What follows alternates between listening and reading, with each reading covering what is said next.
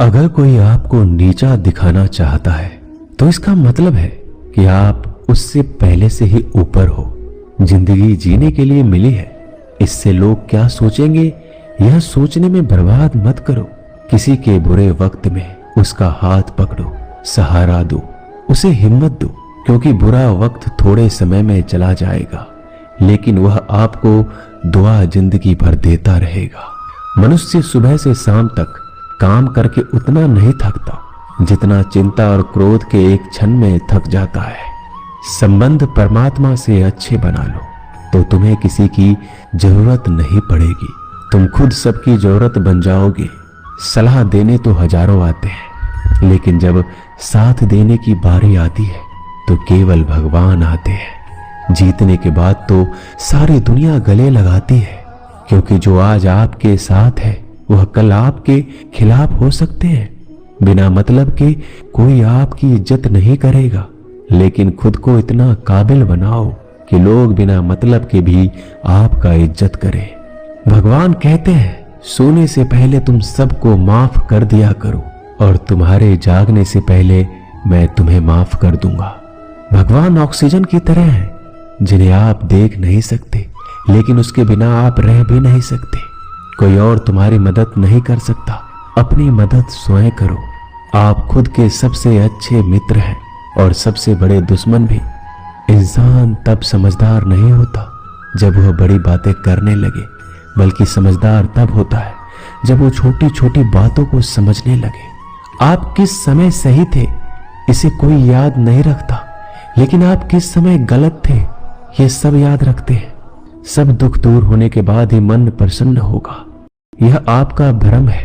मन प्रसन्न रखो, सब दुख दूर हो जाएंगे, ये हकीकत है। किसी भी व्यक्ति की कोई भी बात बुरी लगे तो दो तरह से सोचो। यदि व्यक्ति महत्वपूर्ण है तो भूल जाओ और बात महत्वपूर्ण है तो व्यक्ति को भूल जाओ। रिश्तों का संबंध सिर्फ रक्त से नहीं होता, जो मुसीबत में हाथ थाम ले उससे बड़ा कोई रिश्ता नहीं होता।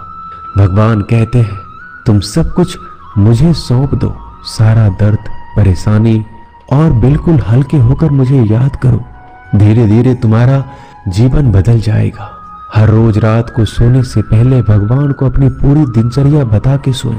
अगर आपके द्वारा किसी का दिल दुखा है तो मन ही मन उससे माफी मांगे।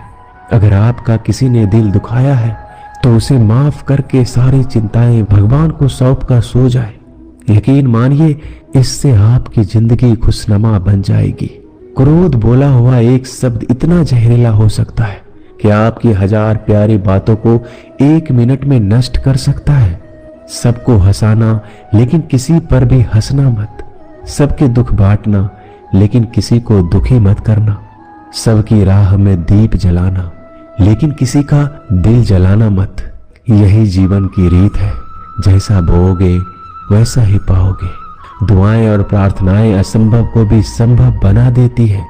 ईश्वर को ना हमारे तन की जरूरत है ना धन की, उसको तो बस पवित्र मन की जरूरत है। इसलिए वो हमें कुछ भी छोड़ने के लिए नहीं कहता, बस कहता है बच्चे मन से विकार छोड़ो, गंदे विचार छोड़ो। जो आने वाला है वो हमेशा गुजरे हुए कल से बेहतर होगा। यही एक सोच आपके जीवन में कभी निराशा नहीं होने देगी। झूठ कितना अजीब है, खुद बोलो तो अच्छा लगता है, दूसरे बोले तो गुस्सा आता है। खुशियां चाहे किसी के साथ भी बांट लो, पर गम हमेशा भरोसेमंद इंसान के साथ ही बांटना चाहिए। जीवन में समय चाहे जैसा हो, परिवार के साथ रहो तो सुख बढ़ जाता है, दुख हो तो बढ़ जाता है। सच्चा मित्र वही है जो उस समय में भी आपके साथ खड़ा हो जब सारी दुनिया आपके खिलाफ हो। आपके पास जितना भी है उसके लिए बार बार दिल से धन्यवाद कहें, हर वक्त कहें। यकीन मानिए जितना भी है वो जल्दी कई गुना हो जाएगा। प्रार्थनाएं और ध्यान इंसान के लिए बहुत जरूरी है, क्योंकि प्रार्थना में भगवान आपकी बात सुनते हैं और ध्यान में आप भगवान की बात सुनते हैं। श्री कृष्ण से कितना कुछ छूटा, पहले माँ छूटी, फिर पिता छूटे, फिर जो नंद किशोर मिले वो भी छूटे, संग साथी छूटे, राधा भी छूटी, गोकुल छूटा, फिर मथुरा छूटा। श्री कृष्ण से जीवन भर कुछ न कुछ छूटता ही रहा। नहीं छूटा तो वो था देवत्व, मुस्कान और सकारात्मकता। श्री कृष्ण दुखी नहीं, उत्सव के प्रतीक है। सब कुछ छूटने पर भी कैसे खुश रहा जा सकता है, ये श्री कृष्ण से अच्छा कोई नहीं सिखा सकता। इसलिए हमेशा खुश रहें, सदा मुस्कुराते रहें। जीतने का मजा भी तभी आएगा जब लोग आपके हार का इंतजार करेंगे। गीता में लिखा है, यदि कोई आपको अच्छा लगता है तो अच्छा वो नहीं, अच्छे आप हैं, क्योंकि उसमें अच्छाई देखने वाली नजर आपके पास है। अपनी पीड़ा के लिए संसार को दोष मत दो, अपने मन को समझाओ। तुम्हारे मन का परिवर्तन ही तुम्हारे दुखों का अंत है। सोच और नीयत अच्छी रखिए, फिर आपके कष्ट प्रभु स्वयं दूर कर देंगे। याद रखना, भगवान से कभी उम्मीद छोड़ना नहीं और दुनिया वालों से कभी उम्मीद रखना नहीं। सुख दुख एक सिक्के के दो पहलू है। जहां सुख होगा वहां दुख भी होगा, जहां दुख होगा वहां सुख भी होगा। इसलिए सुख दुख के बारे में बिना सोचे निरंतर अपने लक्ष्य को प्राप्त करने के लिए प्रयास करते रहना चाहिए। एक बात हमेशा याद रखना, किसी के सामने गिड़गिड़ाने से ना मोहब्बत मिलती है ना इज्जत। इसलिए अपने स्वाभिमान को जिंदा रखो। कोई अगर आपकी किस्मत में होगा तो आपके पास खुद ही चलकर आएगा। दूसरों को हराने का मौका मत दो, बस खुद को आगे ले जाने की जिद पालो।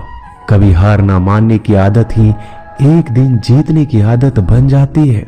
सिर्फ दो चीजें मनुष्य के भाग्य का निर्माण करती है। पहला, स्वभाव। अगर आपके स्वभाव में अच्छाई, विनम्रता और गुण है तो आपका भाग्य चमकेगा। अगर आपका स्वभाव क्रोधी है, आलसी है, तो आपका भाग्य बिगड़ना अनिवार्य है। इसलिए अपने स्वभाव को मधुर और आकर्षित बनाइए। दूसरा, आपकी वाणी। बोलना तो आदमी 2.5 साल की उम्र में ही सीख जाता है, परंतु कब, कहां और कैसे बोलना है उसे यह जिंदगी भर भी नहीं समझ पाता। जिसे ये बोलना आ गया कि कब, कहां और कितना बोलना चाहिए, समझ लो उसे सफल होने के लिए कोई नहीं रोक सकता। पिता से बड़ा कोई सलाहकार नहीं, माँ की छांव से बड़ी कोई दुनिया नहीं, भाई से अच्छा कोई भागीदार नहीं और बहन से बड़ा कोई शुभ चिंतक नहीं। इस मतलबी दुनिया से कोई मतलब ना रखो, और मतलब रखना है तो अपने मतलब से मतलब रखो। दुआएं मांगने से किसका भला होता है, मिलता तो वही है जो हमने बोया होता है। तुम नीचे गिर के देखो, कोई नहीं आएगा उठाने। तुम जड़ा उड़कर तो देखो, सब आएंगे गिराने। एक बात हमेशा याद रखना, अगर शराब की दुकान पर बैठकर दूध पियोगे तो तुम्हें शराबी का ही दर्जा मिलेगा, और किसी मंदिर में बैठ के पानी भी पियोगे तो तुम्हें एक संत का दर्जा दिया जाएगा। इसलिए आप किसके साथ उठते बैठते हो ये बहुत मायने रखता है। दोस्तों, आशा करता हूं कि आपने इस वीडियो से बहुत सारी सीख ली होगी। मिलते हैं जल्दी एक नए ज्ञानवर्धक वीडियो में। धन्यवाद। अपना ख्याल रखिएगा।